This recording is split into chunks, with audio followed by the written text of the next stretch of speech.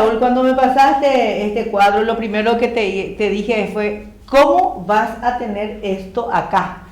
Porque realmente es una reliquia. Tener el título de un grande, la Facultad de Derecho expedida a un grande, Eligio Ayala, no es poca cosa. Así es que yo creo que este título habrá pasado por sus manos, ¿verdad? Seguro. Imagínate, entonces, si yo agarro esto y el simple hecho de tener en mis manos un título que tuvo una persona de la talla de Eligio Ayala, yo creo que es demasiado grande. Gracias por esta oportunidad.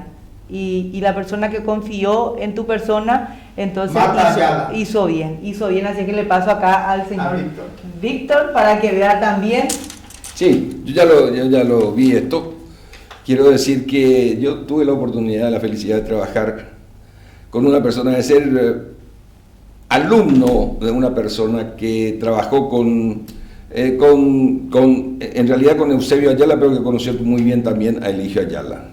El doctor Francisco Sosa Jovellanos, que era abogado de la Federación de Trabajadores Bancarios del Paraguay, cuando yo era secretario general de esa federación, y me ha contado anécdotas y ejemplos de la genialidad de estos dos personajes de la política nacional, dos verdaderos estadistas, Eligio Ayala y Eusebio Ayala.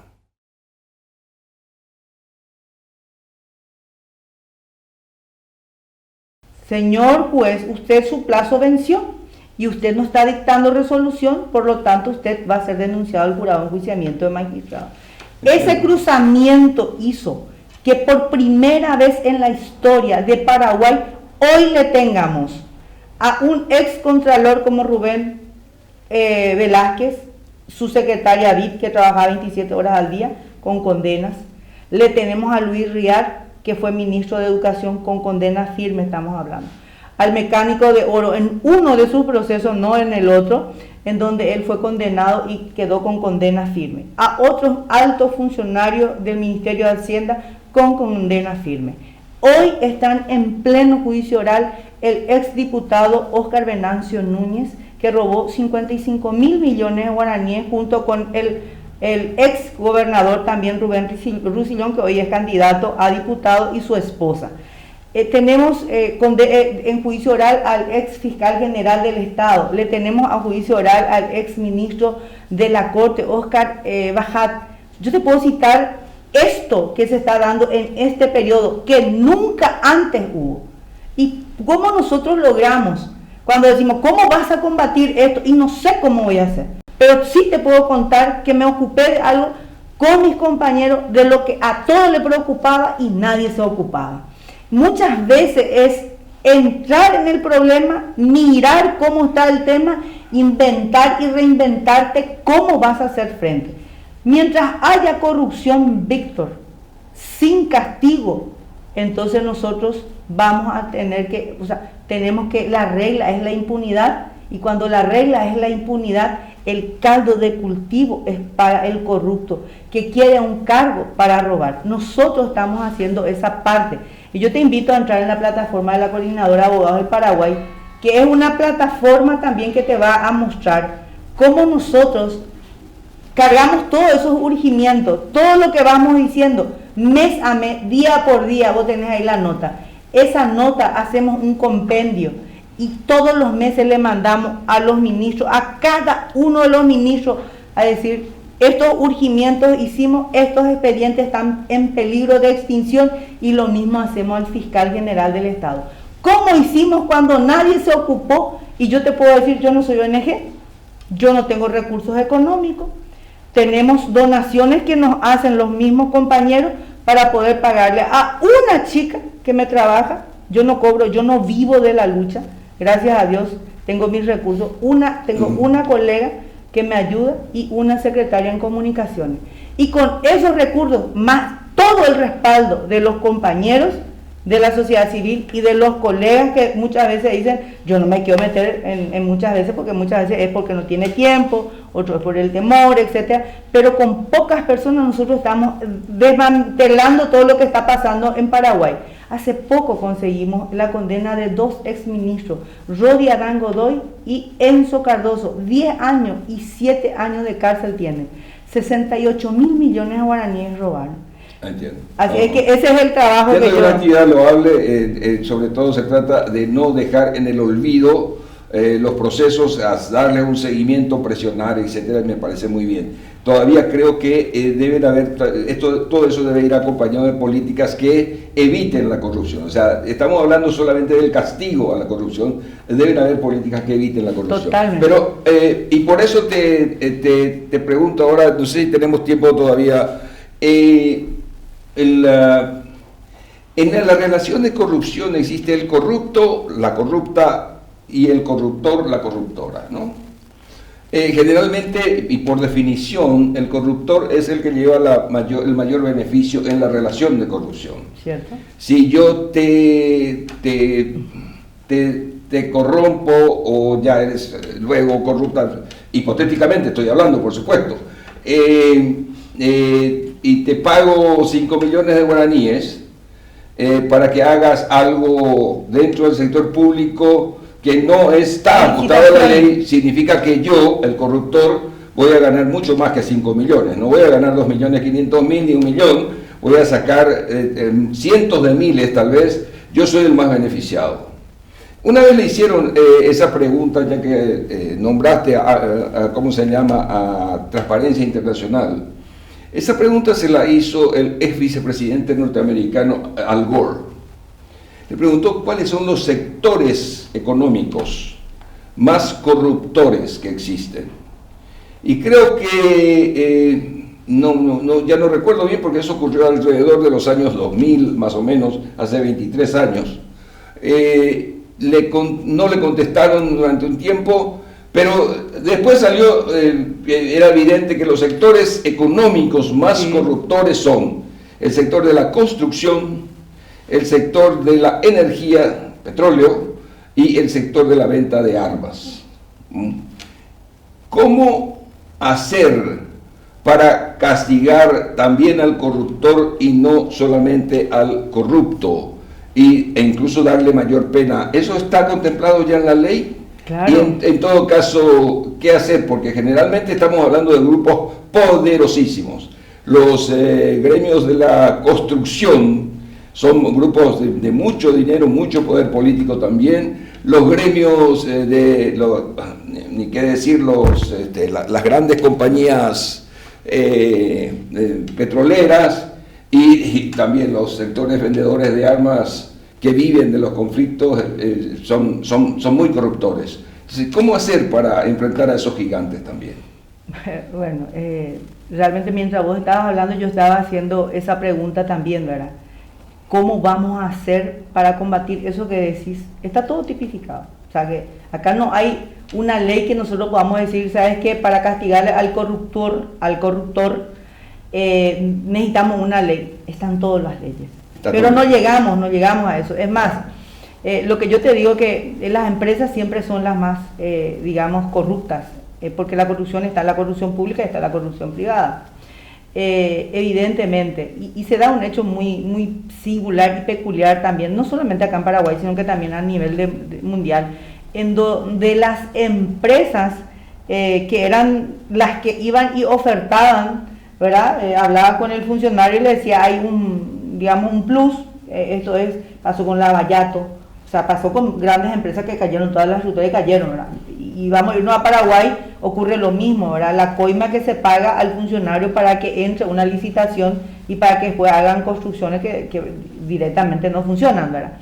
Pero se da un hecho medio peculiar ahora. Ahora tenemos, por ejemplo, que las propias autoridades son las encargadas, por ejemplo, los presidentes tienen sus familiares que son los que ganan las licitaciones, y no solamente acá en Paraguay, en otros países también. Entonces, cuando vos me preguntas eso, Víctor, yo me quedo acá y digo, y sigo otra vez, soy muy monotemática, eso es muy importante, pero si nosotros no empezamos a fortalecer la independencia del Poder Judicial, porque nos puede fallar el Poder Legislativo, el Poder Ejecutivo nos puede fallar, o sea que nosotros podemos tener corrupto en el Poder Ejecutivo y en el Legislativo y en todos los ministerios podemos tener corruptos, bienvenido que sea, pero el Poder Judicial no puede ser corrupta. Si nosotros no logramos la independencia y el robustecimiento del Poder Judicial, Ministerio Público, el resto no va a funcionar. Si la preocupación hoy, ¿cómo vamos a combatir esto? Están las normas, están las leyes, está el procedimiento, están las instituciones que tienen que hacer, pero no hacen. ¿Por qué? Porque hoy tenemos el sometimiento del Poder Judicial y el sometimiento de la Fiscalía a la clase política y también económica del país. Entonces, ¿por qué lo que yo insisto en la dosis que yo estoy viniendo a hacer? O sea, yo estoy apretando, imagínate, sin recursos te estoy diciendo vivo. Yo no vivo de la lucha. Yo destino gran tiempo de mi vida para controlar más de 70 expedientes de corrupción pública. Y lo hago los sábados y lo hago los domingos. Y preguntamos, ¿se puede sostener así una lucha en un país? Y no, la respuesta es no. Pero es el inicio, es el paso que hay que ir dando para demostrar que en Paraguay se puede construir desde abajo y con pocos recursos. Cuando yo estaba, digamos, al inicio de la lucha, decía, yo no sabía hacer flyer, solamente para invitarle a la gente a una movilización. Cuando le pedía a un ciudadano que sabe hacer flyer, si no podía prepararme pasaba un presupuesto. Si le preguntaba a otro ciudadano que tiene la capacidad de cantar y componer letras, le decía, ¿será que podés hacer una letra, una música donde podamos cantar todo para poder incentivar a todos estos dormidos, a la ciudadanía, para ver si no podemos sacarle en la calle? Porque no puedo entender como una cancha de fútbol se van 60.000 personas y no puedan venir 5.000 personas para echarle a un corrupto del Congreso o del Poder Judicial o de la Fiscalía. Entonces se me ocurría que con una música podíamos hacer eso, Víctor. ¿Sabes qué? Me pasaban presupuestos, 6 millones, 8 millones. Entonces, eso tiene que ver con la educación. Y bueno, pero entonces, estamos fallando en la lucha contra la corrupción, estamos fallando desde la escuela. Porque estamos enseñándole a los niños, a las niñas a leer, a escribir, pero no les estamos enseñando a hacer lo que vos decís, a ser ciudadano, a decir qué es lo que está mal, que el nepotismo es una forma de corrupción, etc. No enseñamos desde ahí. No. O sea, enseñamos a leer, a escribir, a sumar, a restar. La universidad trabaja para el mercado, no para la sociedad. Entonces, ¿qué estamos haciendo? Por eso es que yo insisto, ya están todas las leyes. Bueno, no se utilizan las leyes, hay impunidad. Bueno, ¿dónde estamos fallando? Si las leyes están y no funcionan, quiere decir que tenemos fallas políticas. En las políticas, que hay que desarrollar políticas también para acompañar esas leyes de tal forma a evitar la corrupción o a combatirla con éxito. Esa es mi teoría. Claro, pero mientras que vos hablas de educación, imagínate que para lograr una buena educación necesitamos cambiar la clase política. Para cambiar la clase política necesitamos ciudadanía. Para tener ciudadanía necesitamos líderes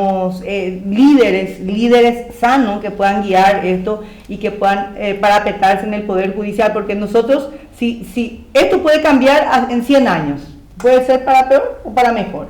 Lo que nosotros hoy podemos es mirar el problema en una perspectiva en donde decir, sí, esto no está en mis manos, lo que me preguntaban no está en mis manos, por ejemplo, no sé, qué sé yo, lo que vos decís es perfecto, teóricamente es perfecto, pero ¿cómo se podría ocupar una persona que dijo un día, si Óscar González Daer ya salió del Congreso, volvió a ganar elecciones, le volvieron a votar y está otra vez en el Congreso, y ahí toma la posta de decir, ¿sabes qué? No somos 100, somos 70, pero vamos 70 a hacer algo, claro. Y nos fuimos 10 o nos fuimos 15, sí, y se pudo lograr. Entonces la respuesta que yo te puedo dar es que uno tiene que sentir el dolor que produce ver que los sectores vulnerables cada vez tienen menos recursos, que hay mucha hambre, que los jóvenes están desesperanzados,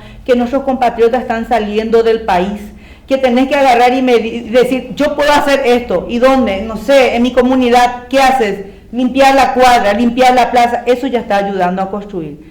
Si todos tomásemos la iniciativa de hacer algo, desde ese lugar que estamos, este país va a cambiar y va a cambiar rápido. Yo no te puedo dar una solución mágica, no te puedo decir, y todo ese repertorio tan rico que vos decís, tan importante y tan, impactante, ¿verdad? Porque está basada en la ciencia. No me estás diciendo algo que no está probado, pero ¿cómo yo te podría dar una solución cuando yo me siento sola y desamparada frente a las autoridades? Mi vida en Paraguay no vale, hoy el sicariato, no sé, 10 millones vale, ¿verdad? Entonces, a eso me refiero. Entonces sí. A eso me refiero, María Esther. El tema es que debemos hacer, yo valoro enormemente lo que haces, en ningún momento voy a atreverme siquiera a que, ni a pensar que no tiene mérito, tiene muchísimo mérito, y sobre todo en este país,